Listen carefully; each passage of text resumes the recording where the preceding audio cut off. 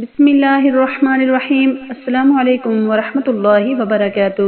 ناظرین، جنت اللہ تعالیٰ کی طرف سے مومنوں کے لیے ان کے ایمان اور عمل صالح کے بدلے میں دیے جانے والا انعام ہے۔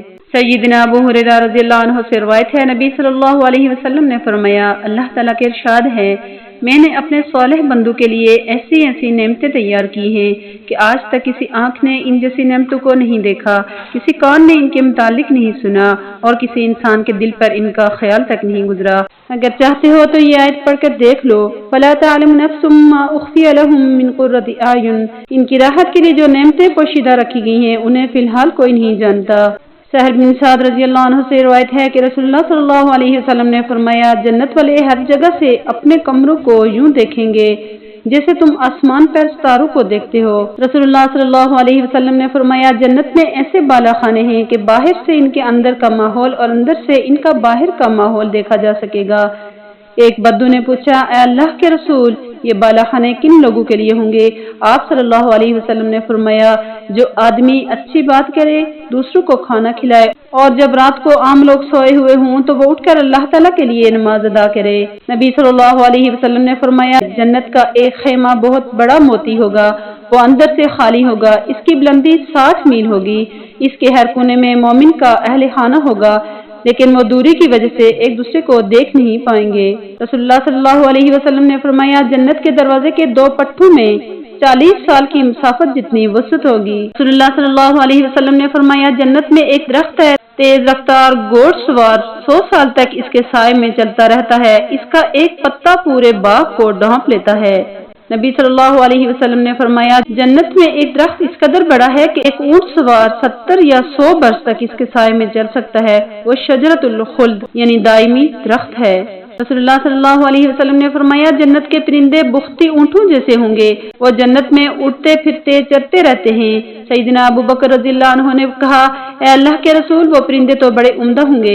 آپ صلی اللہ علیہ وسلم نے 3 بار فرمایا، ان کو کھانے والے ان سے بھی بہتر اور افضل ہوں گے، اور ابو بکر، مجھے امید ہے کہ تم بھی ان کو کھانے والوں میں سے ہوگے۔ رسول اللہ صلی اللہ علیہ وسلم نے فرمایا، جنت میں دودھ کا سمندر ہوگا، پانی کا سمندر ہوگا، شہد کا سمندر ہوگا اور شراب کا سمندر ہوگا، پھر ان سے نہریں نکل رہی ہوں گی۔ رسول اللہ صلی اللہ علیہ وسلم نے فرمایا، اگر اہل جنت کی بیویوں میں سے خاتون زمین کی طرف جھانک جائے تو اس کی خوشبو سے زمین و آسمان کے درمیان والا خلا بھر جائے اور ان دونوں کے درمیان والی ہر چیز معطر ہو جائے۔ اس کے سر کا ایک دوپٹہ دنیا و ما فیہا سے بڑھ کر ہے۔ عبادہ بن صامت رضی اللہ عنہ سے روایت ہے، نبی صلی اللہ علیہ وسلم نے فرمایا، جنت کے 100 درجے ہیں، ہر 2 درجوں کے درمیان 100 سال کی مسافت کا یا زمین و آسمان کے درمیان کا فاصلہ ہے۔ سب سے اعلیٰ درجہ جنت الفردوس ہے، اسی سے 4 نہریں نکلتی ہیں، اسی درجے میں اللہ تعالیٰ کا عرش ہے۔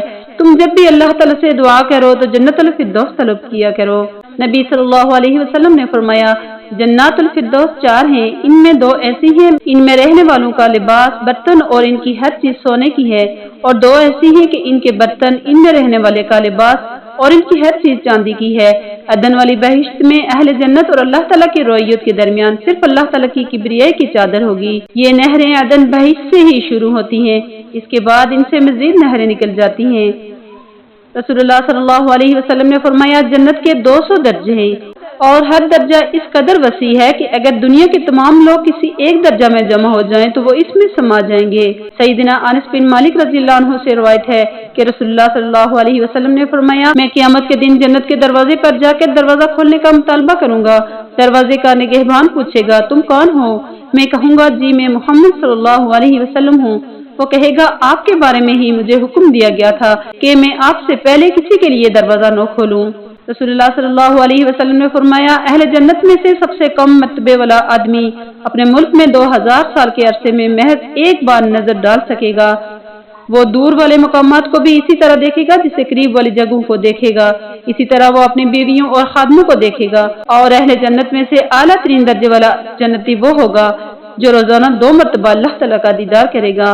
سیدنا انس بن مالک رضی اللہ عنہ سے روایت ہے، رسول اللہ صلی اللہ علیہ وسلم نے فرمایا، میں جنت میں داخل ہوا، میں نے وہاں ایک ایسی نہر دیکھی، اس کے کنارے خیموں والے موتیوں کے تھے۔ میں نے اس میں بہتے ہوئے پانی میں ہاتھ ڈالا تو اس میں سے انتہائی تیز مہکنے والی کستوری تھی۔ میں نے کہا، جبرائیل یہ کیا ہے؟ انہوں نے کہا، یہ وہ کوثر ہے جو اللہ تعالیٰ نے آپ کو عطا کی ہے۔ ابو سعید خدری رضی اللہ عنہ سے روایت ہے رسول اللہ صلی اللہ علیہ وسلم نے فرمایا جنت میں ایک آدمی 70 سال تک جگہ تبدیل کیے بغیر ایک مقام پر بیٹھا رہے گا، اس کے بعد اس کی بیوی اس کے پاس آ کر اس کے کندھوں پر ہاتھ رکھے گی، اسے اپنی بیوی کے رخساروں میں اپنا چہرہ نظر آئے گا، بیوی کا چہرہ آئینے سے بھی زیادہ شفاف ہوگا، اس کے جسم پر لگے ہوئے موتیوں میں سب سے کم تر موتی اس قدر خوبصورت ہوگا کہ وہ مشرق و مغرب کے درمیان کا علاقہ روشن کر دے گا، وہ اپنے شوہر کو سلام کہے گی اور وہ اس سے سلام کا جواب دے گا اور اس سے پوچھے گا کہ تم کون ہو، وہ جواب دے گی میں تمہارے لیے مزید نعمتوں میں سے ہوں، اس کے جسم پر 70 لباس ہوں گے، ان میں ہلکے سے ہلکا لباس طوبہ کے پہاڑ کے گل لالہ جیسا ہوگا، اس کی نظر ان تمام لباسوں کو پار کر کے اس کی پنڈلی کے گودے تک کو دیکھ رہی ہوگی، اس کے اوپر کئی تاج ہوں گے، ان تاجوں پر ٹانکا ہوا کمتر موتی اس قدر خوبصورت ہوگا کہ شرق و غرب کے درمیان خلا کو روشن کر دے گا۔